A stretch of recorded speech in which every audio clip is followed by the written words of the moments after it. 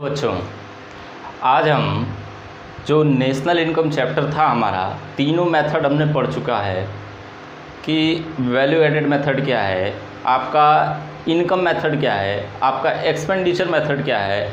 इन तीनों बातों को पढ़ने के बाद हम आज इस जगह पे हैं कि हमें कुछ बातों का ध्यान रखना पड़ता है नेशनल इनकम कैलकुलेट करते समय।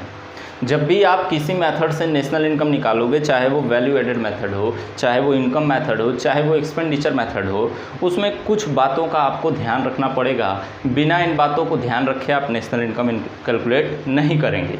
तो सर वो कौन कौन सी बातें हैं? तो सबसे पहले चलते हैं हम अपना वैल्यू एडेड मेथड की तरफ। क्या क्या प्रिकॉशंस ध्यान में रखना पड़ता है हमें, क्या क्या प्रिकॉशंस लेना पड़ेगा, क्या क्या इंक्लूड होगा, क्या क्या एक्सक्लूड होगा, इसके बारे में हम बात करने वाले हैं इस वीडियो में।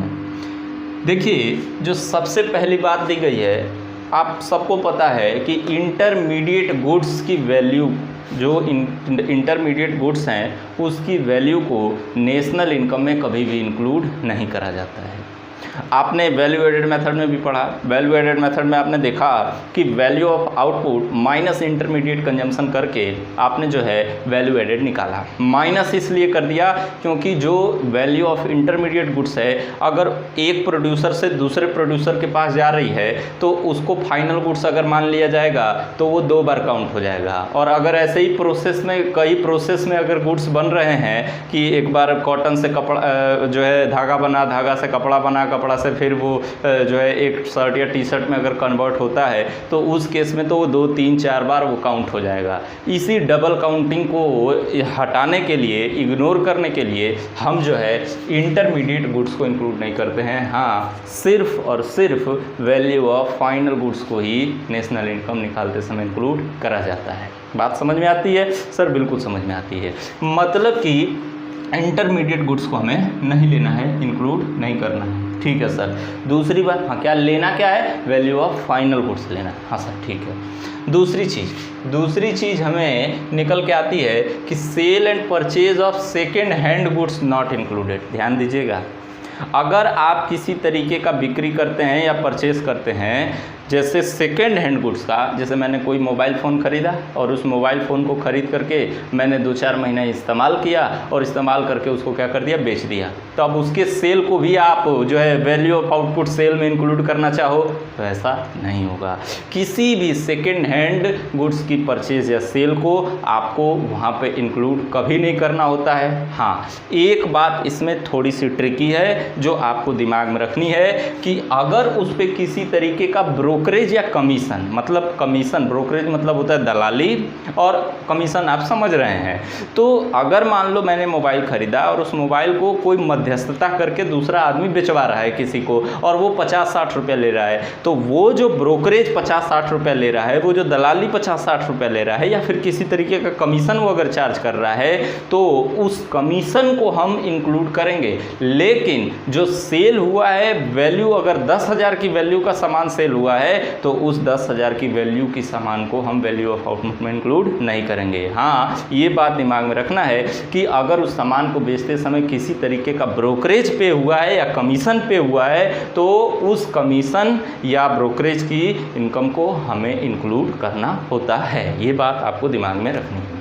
मतलब सेकेंड हैंड गुड्स जो भी हैं उसके सेल परचेज को हमें इंक्लूड नेशनल इनकम में नहीं करना है। बात समझ में आती है? हाँ सर, ठीक है। तीसरा, जो बहुत महत्वपूर्ण बात है, इसमें कहा गया कि production of services for self consumption is not included.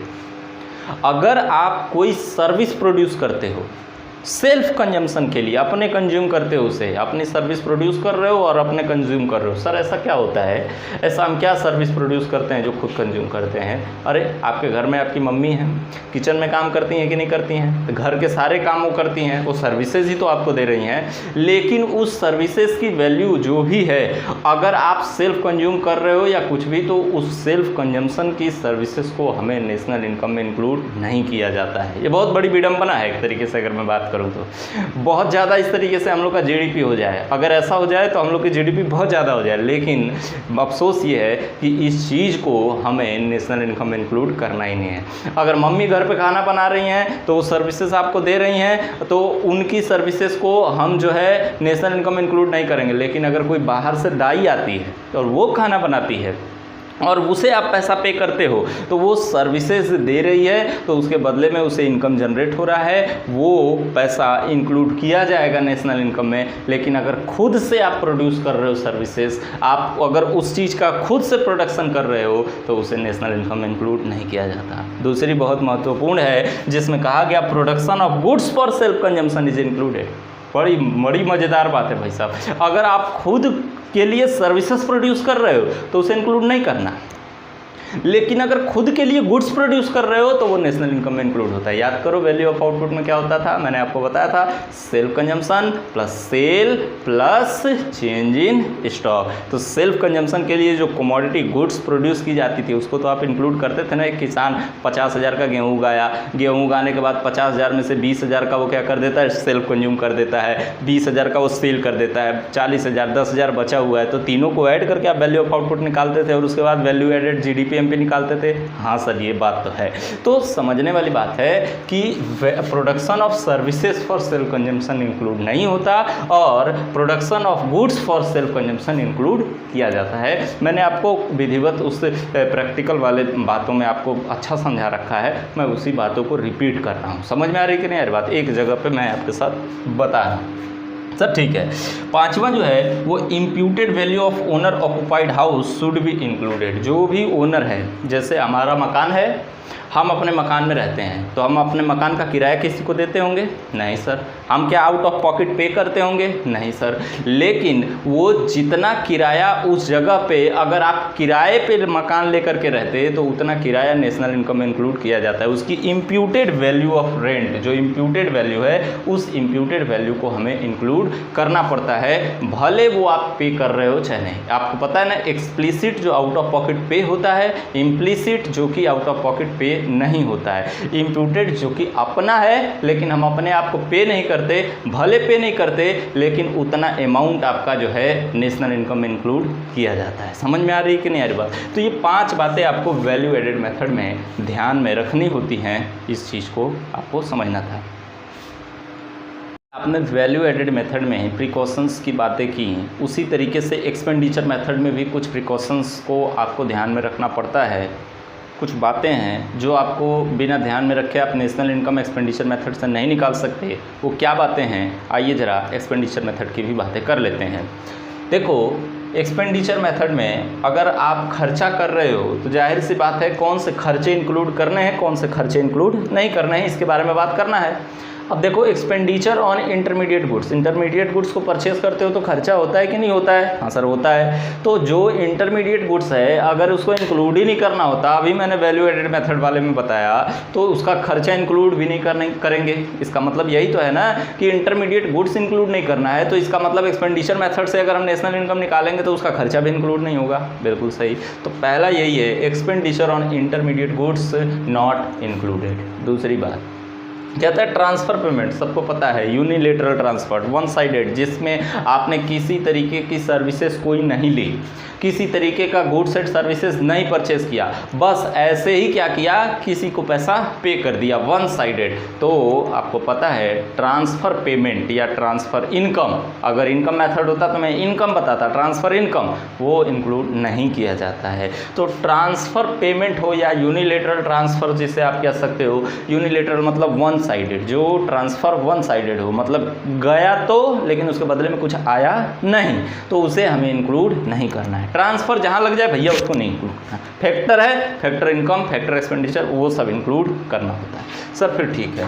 तीसरी बात जो ध्यान में रखनी है वही बात कि अगर आप परचेज़ करोगे तो भी खर्चा होगा, लेकिन अगर सेकेंड हैंड गुड्स को परचेज़ करोगे तो उस खर्चे को आपने इंक्लूड नहीं करना। वैल्यू एडेड मेथड में ही हमने बताया अभी कि भैया जो भी खर्चा आप कर रहे हो तो वैल्यू एडेड मेथड में बताया मैंने कि सेकेंड हैंड पे इंक्लूड नहीं करना है, लेकिन यहाँ पे मैंने कहा purchase of second hand goods जो है उसे आपको इंक्लूड नहीं करना है, क्योंकि सेकेंड हैंड गुड्स जो हैं वो हमें नेशनल इनकम निकालते समय एक बार इंक्लूड कर दिया जब वो परचेज हुआ, फिर अब बार बार उसे परचेज करते जाओ और नेशनल इनकम बढ़ाते जाओ। ये कोई तरीका है क्या? नहीं सर। गुड्स तो प्रोड्यूस हुआ एक बार, ये पेन मैं 20 बार इसे बेचे जा रहा हूँ सेकेंड हैंड में, तो क्या अब मैं 20 बार जो बेच रहा हूँ उसको इंक्लूड करके मैं नेशनल इनकम निकाल लूँ? क्या ये सही होगा? नहीं सर, ये बिल्कुल और बिल्कुल सही नहीं होगा। इसलिए मैंने हाँ दूसरी बात इसमें जो ध्यान रखने वाली होती है, मैं फिर से बोल रहा हूँ, ब्रोकरेज और कमीशन जो भी होगा उसे आपने इंक्लूड करना है। ये बात क्लियर है कि नहीं क्लियर है? हाँ सर ये क्लियर है। अच्छा, वही बात जो वैल्यू एडेड मेथड, कोई नई बात नहीं। अच्छा, तीसरी जो चौथी बात है वो कहता है कि purchase of financial assets. Sir ये फाइनेंशियल एसेट्स क्या होते हैं? अरे जैसे शेयर हो गया, डिबेंचर हो गया, बॉन्ड्स हो गया, आप ये सारी चीज़ें जो आप परचेज़ करते हो, ये अकाउंट्स के सर आपको पढ़ाएंगे, 12th में आपको पढ़ना भी है पूरा शेयर डिबेंचर्स इन सारी चीज़ों के बारे में। अभी देखो इसे हम बोलते हैं फाइनेंशियल एसेट्स, समझ में आ रही बात ना? अब ये financial asset share debenture bond ये जो भी खरीदा जाता है तो इस पे जो खर्चा किया जाता है ये किसी तरीके का करंट फ्लो में आपका कंट्रीब्यूशन नहीं करता, इसलिए नेशनल इनकम में इसे इंक्लूड नहीं करते हैं। समझ में आ रही बात? याद रखिएगा, कोई भी फाइनेंशियल एसेट आप परचेस करो तो उस फाइनेंशियल एसेट पे जो भी आपने खर्चा किया उस खर्चे को आप नेशनल इनकम में भूल कर भी इंक्लूड मत करना, सेकेंड हैंड को आप भूल के भी इंक्लूड मत करना। लेकिन हाँ याद रहे कि अगर उस फाइनेंशियल एसेट को परचेस करने में किसी तरीके का आपने दलाली पे किया या कमीशन पे किया तो उस दलाली ब्रोकरेज या कमीशन को आपको इंक्लूड करना होगा, वो चाहे सेकेंड हैंड हो या फिर फाइनेंशियल एसेट हो। इसमें ये बातें आपको ध्यान रखना। अब एग्जाम में जानबूझकर यहीं से क्वेश्चन बनाएगा कि भैया हमने फाइनेंशियल एसेट परचेस किया, अब उस परचेस करने में हमें ब्रोकरेज 20 रुपये का देना पड़ा, तो बताओ भैया कि हमें कितना इंक्लूड करना है? तो आपको 50 रुपये का मान लो फाइनेंशियल एसेट है और 20 रुपये आपने क्या कर दिया? ब्रोकरेज पे कर दिया, तो कितना रुपये नेशनल इनकम में इंक्लूड होगा? तो आपका जवाब होगा कि सिर्फ 20 रुपया जो है वो 20 रुपया ब्रोकरेज जो पे किया है सिर्फ उसी को इंक्लूड करना है, जो फाइनेंशियल एसेट की प्राइस है उसको आपने इंक्लूड नहीं करना है। आई होप आपको ये बातें बिल्कुल ईजी समझ में आ रही होंगी, लगभग तो सारी बातें एक जैसी ही हैं, कुछ अलग नहीं है, थोड़ी बहुत बातें बस नहीं है। आइए अब इनकम मेथड की प्रिकॉशंस के बारे में बात करेंगे कि इनकम मेथड निकालते समय हमें किन बातों का ध्यान रखना पड़ता है। ज़रा देखो, इसमें इनकम मेथड में मैंने आपको अभी भी बताया कि जो ट्रांसफ़र इनकम है उसे इंक्लूड नहीं करना। क्यों? मिल गया लेकिन उसके बदले में हमने कुछ दिया नहीं, तो वो चीज़ें इंक्लूड नहीं की जाती हैं। ट्रांसफ़र इनकम को किसी हालत में इंक्लूड नहीं करना होता। सब ठीक है, ये बात तो हमें पहले भी समझ में आ रही थी। अच्छा, दूसरी बात बिल्कुल सेम है, income from sale of second hand goods. अगर आप सेल करोगे तो इनकम होगी, लेकिन सेकेंड हैंड गुड्स को सेल करके जो इनकम हो रही है उसे आपको इंक्लूड नहीं करना होता। बिल्कुल क्लियर है कि नहीं क्लियर है? हाँ सर ठीक है। Income from sale of financial asset, अच्छा शेयर डिवेंचर को इंक्लूड ही नहीं करना, तो उसको बेच करके अगर आपको कोई पैसा मिल रहा है तो उसे भी इंक्लूड आपको नहीं करना। फाइनेंशियल एसेट्स मतलब शेयर डिवेंचर बॉन्ड, ये सारी चीज़ों को अगर बेच करके आप पैसा कमा रहे हो तो उसे इंक्लूड नहीं करना। फिर बात याद दिला रहा हूँ कि सेल होगा सेकेंड हैंड गुड्स या फाइनेंशियल एसेट, तो उस पर जो ब्रोकरेज और कमीशन होगा वो इंक्लूड करना है। फिर बात समझ में आती है कि नहीं आती? हाँ सर ठीक है। चौथी बात जो है वो है wind fall gain not included. Sir ये विंड फॉल गेन क्या होता है? देखो मान लो आपने जुआ खेला, समझ में आ रही बात ना? जुआ आप खेलते नहीं होगे, लेकिन मैंने एग्जांपल के तौर पे आपके साथ कहा कि मान लो आप जुआ खेलते हो और जुआ खेल के पैसा कमा लिया 1 लाख रुपया, उस कमाई को आप नेशनल इनकम में इंक्लूड करोगे? नहीं। वो आपने कोई सर्विसेज या कोई गुड्स आपने प्रोड्यूस नहीं किया, वो चीज़ें नेशनल इनकम में इंक्लूड नहीं होती। विंड फॉल गेन इसे कहा जाता है। अच्छा, लॉटरी मान लो आपकी लग गई, आप लॉटरी के टिकट खरीदते हो और उस लॉटरी में आपका 2 लाख रुपए का लॉटरी लग गया। अब उस लॉटरी के पैसे को क्या आप जो है नेशनल इनकम में इंक्लूड करोगे? तो जवाब होगा नहीं। मतलब विंड फॉल गेन किसी तरीके से आपको पैसा मिल रहा है जो बिना कुछ किए आपको मिल जा रहा है, तो उस पैसे को आपको इंक्लूड नहीं करना है। अच्छा, इसमें एक बात और होती है कि अगर आपने कोई इनकम रिसीव की पास्ट सेविंग से, ठीक है ना? अच्छा ठीक।